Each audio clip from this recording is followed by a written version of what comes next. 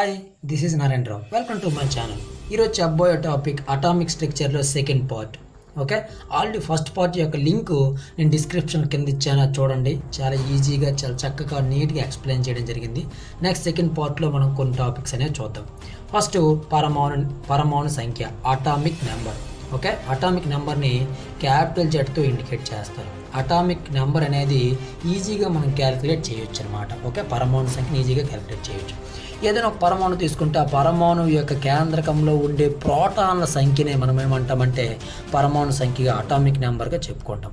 Okay, for example మీరు hydrogen తీసుకుంటే hydrogen యొక్క కేంద్రకంలో కేవలం ఒకే ఒక ప్రోటాన్ ఉంటుంది. కాబట్టి దీని యొక్క పరమాణు సంఖ్య, హైడ్రోజన్ యొక్క పరమాణు సంఖ్య 1గా చెప్పుకుంటాం.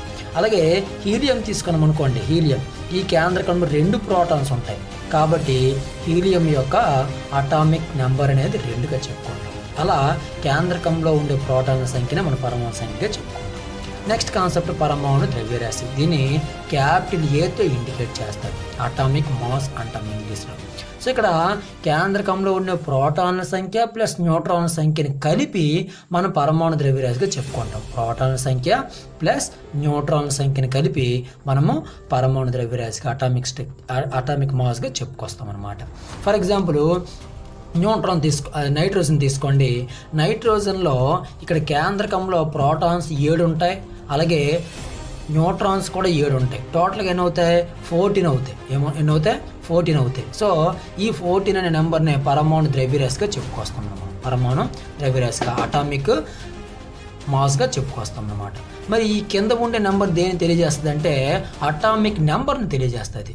ఓకే, పరమాణు సంఖ్యని తెలియజేస్తుంది. ఇది పరమాణు ద్రవ్యరాశిని తెలియజేస్తుంది అన్నమాట. ఓకే, గుర్తుపెట్టుకోండి. ఓకే, ఫర్ ఎగ్జాంపుల్ ఇంకొక ఎగ్జాంపుల్ తీసుకుంటే ఆక్సిజన్ తీసుకోండి. ఆక్సిజన్లో ఇక్కడ 8 ఉంటాయి. అంటే ప్రోటాన్ యొక్క నెంబర్ అనమాట. ఇది ప్రోటాన్ నెంబర్ అటామిక్ నెంబర్ అవుతుంది కదా. సో పరమాణు సంఖ్య అనేది అవుతుంది కాబట్టి ఇక్కడ 8గా రాసుకుంటాం. ఇక్కడ ప్రోటాన్స్ ఎన్నైతే ఉంటాయో, ఓకే, న్యూట్రాన్స్ కూడా అన్నీ ఉంటాయి. ఓకే, ఆక్సిజన్కి. కాబట్టి టోటల్గా ఎన్ని అవుతాయి? 8 + 8 16 అవుతాయి. ఎన్ని అవుతాయి? 16. ఈ 16 నెంబరు అటామిక్ మాస్, పరమాణు ద్రవ్యరాశిని తెలియజేస్తుంది. ఇది పరమాణు సంఖ్యని తెలియజేస్తుంది. Okay, next concept isotopes. Next ఏంటి? ఐసోటోప్స్. ఐసోటోప్స్ అనేది మీకు ఇక్కడ రాశాను, ఒక ఎగ్జాంపుల్ ఇచ్చాను. ఇక్కడ H11, H12, H13. ఓకే, దీన్ని ప్రోటియం, దీన్ని డ్యూటీరియం, దీన్ని ట్రిటియంగా పిలుస్తాం. ఓకే, దీన్ని ప్రోటియం, దీన్ని డ్యూటీరియం, దీన్ని ట్రిటియంగా పిలుస్తాం. ఇక్కడ మీకు కింద ఉండే సంఖ్యను దేన్ని తెలియజేస్తుందని చెప్పాను? పరమాణు సంఖ్యలను తెలియజేస్తుందని చెప్పాను. అంటే పరమాణు సంఖ్యలు ఒకేలా ఉన్నాయి, కానీ పరమాణు ద్రవ్యరాశులు అబ్జర్వేషన్ చేస్తే ఏమవుతున్నాయి? మారుతూ వస్తున్నాయి. ఓకే, సో అంటే పరమాణు సంఖ్యలు ఒకేలా ఉండి పరమాణు ద్రవ్యరాశులు వేరువేరుగా కలిగిన ఎలాంటి కాంపౌండ్ సమ్మేళనాలని మనం ఏమంటామంటే ఐసోటోప్స్గా చెప్పుకుంటాం. ఓకే, ఏమని చెప్పుకుంటాం? Isotopes. Next concept isobar. Next isobar. చూడండి, ఇక్కడ ఐసోబార్లో ఇక్కడ మీరు అబ్జర్వేషన్ చేస్తే పై నెంబర్ ఈక్వల్గా ఉన్నాయి, కింద నెంబర్లు వేరువేరుగా ఉన్నాయి కదా. సో అంటే ఇక్కడ పరమాణు ద్రవ్యరాశులు ఈక్వల్గా ఉండాలి, కానీ పరమాణు సంఖ్యలు అనేవి వేరువేరుగా ఉండాలి. ఓకే, అంటే ఐసోబార్లను ఎలా మనం చెప్పుకొస్తామంటే పరమాణు సంఖ్యలు వేరువేరుగా ఉండి పరమాణు ద్రవ్యరాశులు ఒకేలా ఉండే సమ్మేళనాలను మనం ఏమంటామంటే ఐసోబార్లు అంటాం. ఏమంటాం? ఐసోబార్లని చెప్పుకొస్తాం అన్నమాట. నెక్స్ట్ కాన్సెప్ట్ విద్యుదయస్కాంత వర్ణపటం. విద్యుదయస్కాంత వర్ణపటం మీకు స్క్రీన్ పైన చూపిస్తూ ఉన్నాను చూడండి.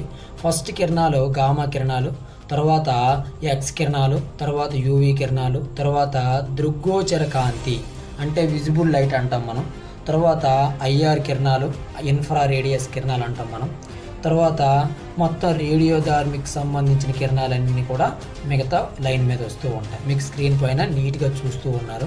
సో ఇందులో ఎడమ నుంచి కుడికి అంటే గామా కిరణాల నుంచి అలా రేడియోధార్మిక్ కిరణాల వైపు ఎడమ నుంచి కుడికి పోతున్న కొద్దీ మీరు ఇక్కడ వేవ్స్ కూడా చూస్తూ ఉన్న స్క్రీన్ పైన ఏమవుతున్నాయి?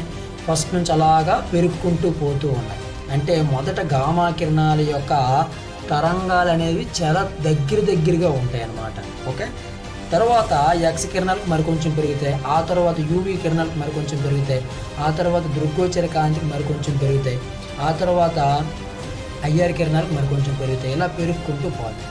మీకు వీటి యొక్క ఎక్స్ప్లెనేషన్, వీటి యొక్క తరంగాలు అనేవి ఏ విధంగా ఉంటాయి అనేది మనం ఇప్పుడు చూద్దాం. ఓకే, ఫస్ట్ గామా కిరణాలు. ఇక్కడ చూడండి, గామా కిరణాలు అనేవి వాటి యొక్క తరంగాలు చూడండి చాలా దగ్గరగా ఉన్నాయన్నమాట, దగ్గరగా ఉన్నాయి. సో ఇక్కడ 2 ఉబ్బెత్తు భాగాలు, ఇక్కడ చూడండి ఏదో ఒక 2 ముక్కలు మాత్రమే తీసుకుంటాను. ఇక్కడ నుంచి ఇక్కడికి ఫిగర్ ముక్క తీసుకున్నాను చూడండి. 2 ఉబ్బెత్తు భాగాలు అంటే పై భాగాల మధ్య దూరం కానీ లేదా క్రింద భాగాల మధ్య దూరం కానీ మనం ఏమని చెప్తామంటే తరంగ దైర్ఘ్యము అంటాం. ఓకే, ఏమంటాం? తరంగ దైర్ఘ్యంగా చెప్పుకుంటూ వస్తాం అన్నమాట. ఓకే, అయితే ఇక్కడ తరంగ దైర్ఘ్యం అనే కాన్సెప్ట్ అనేది కొత్తగా వచ్చింది, గుర్తుపెట్టుకోండి. 2 ఉబ్బెత్తు భాగాలు లేదా లోతట్టు ప్రాంతాల మధ్య దూరాన్ని మనం ఏమనొచ్చు?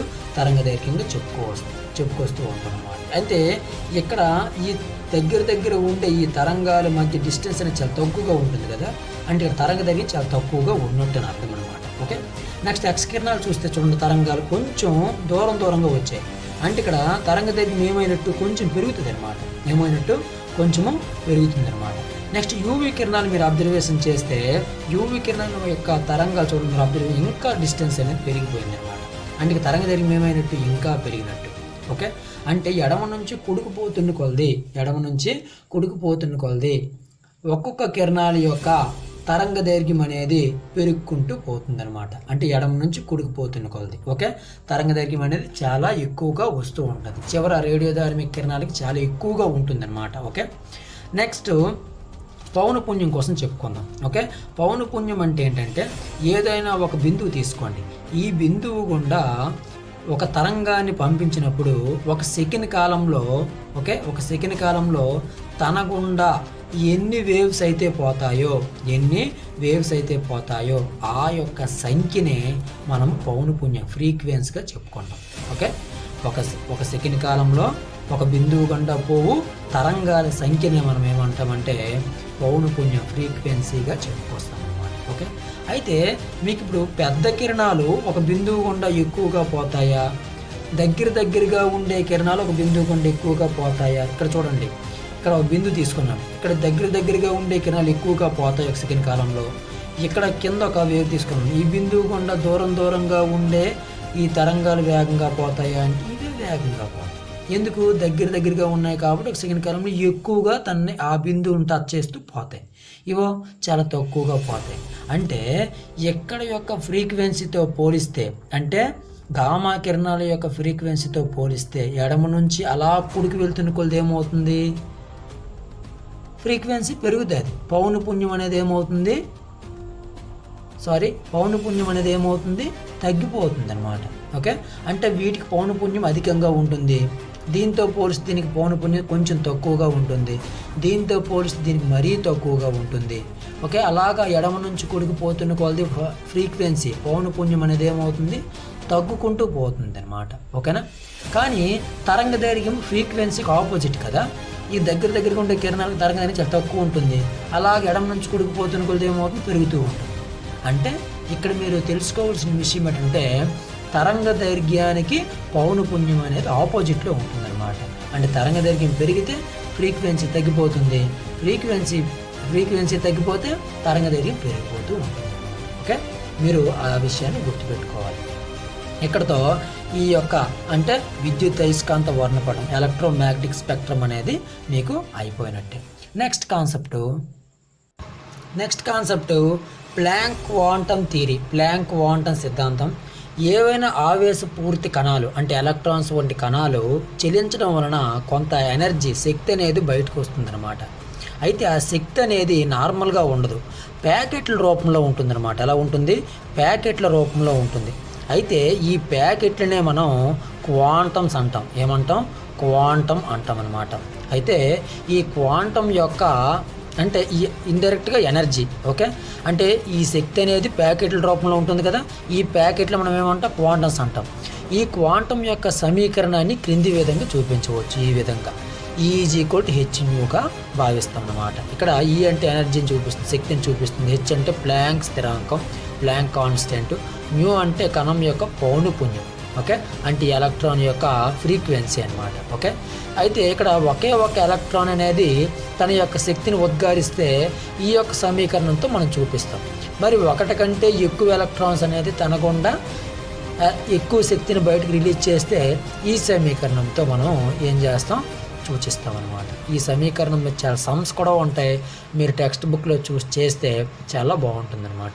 ఓకే, నెక్స్ట్ కాన్సెప్ట్ కాంతి విద్యుత్ ఫలితం. ఏంటి? కాంతి విద్యుత్ ఫలితం అనమాట. దీనిని 1887వ సంవత్సరంలో హెడ్స్ అనే సైంటిస్ట్ వివరించడం జరిగింది. అయితే మీ ఇక్కడ షార్ట్ కట్లో ఎక్స్ప్లెయిన్ చేయడం కోసం నేను ఈ ఫిగర్ని గీశాను.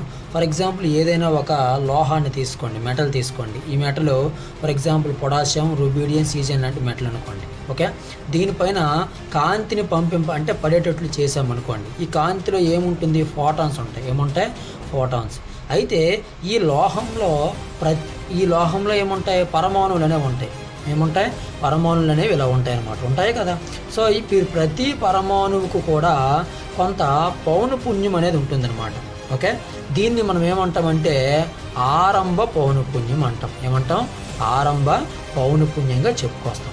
అయితే ఈ ప్రతి పరమాణువుకి కూడా ఈ ఆరంభ పౌనపుణ్యం అనేది ఉంటుంది. ఈ కాంతి అనేది ఈ పరమాణువుల పైన పడిన వెంటనే ఓకే, ఈ ఆరంభ పౌనపుణ్యం కంటే ఈ కాంతి యొక్క శక్తి అంటే ఈ ఫోటాన్ యొక్క శక్తి అధికమైనప్పుడు ఈ పరమాణువులో ఉండే ఎలక్ట్రాన్స్ అనేవి బయటకు వచ్చేస్తాయి.